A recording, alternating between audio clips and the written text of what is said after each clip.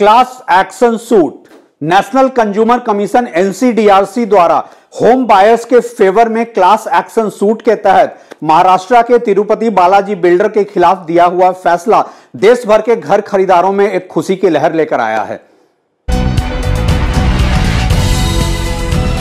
क्या है class action suit और यह कैसे उन दूसरे केसेस से डिफरेंट है जहां होम बायर्स कलेक्टिवली बिल्डर के खिलाफ केस फाइल करते हैं?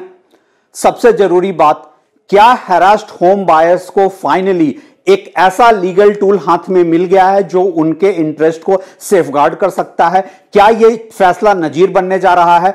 नमस्कार, मैं हूं रवि सिन्हा और जब से यह जजमेंट आया है मेरे मेल बॉक्स पे ऐसे तमाम तरीके के क्वेश्चंस आ रहे हैं। कई होम बायर्स एसोसिएशंस ने मुझे इवन व्हाट्सएप पे मीडिया क्लिप्स और इस खबर की वीडियो क्लिप्स भेजा है और सबका कॉमन सवाल यही है, क्या उनके लिए फाइनली चीजें बदलने जा रही हैं? मैं समझ सकता हूं, उनके लिए एक नई होप है, नया ऑप्टिमिज्म है, लेकिन क्या है क्लास एक्शन सूट?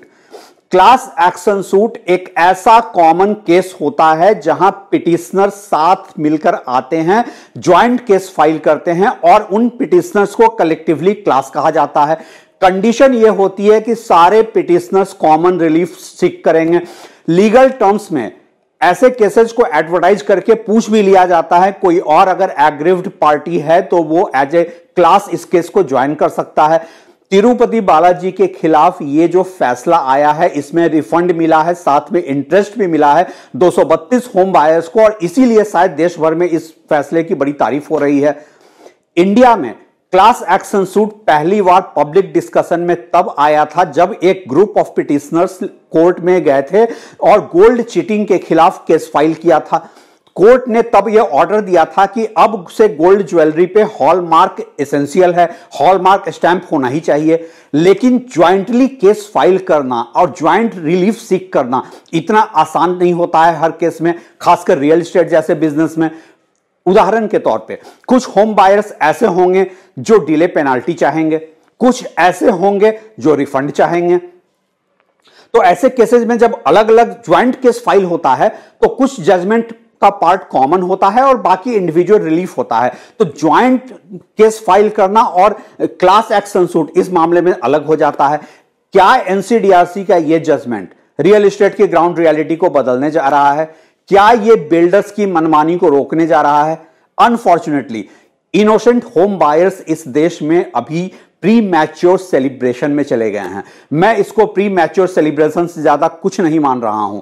देखिए, हर ऐसे जजमेंट के बाद इंडिया में होम बायर्स सेलिब्रेट करते हैं क्योंकि हम एक ऐसे हाउसिंग मार्केट में बैठे हैं जहां सेलिब्रेट करने को बहुत कुछ है नहीं।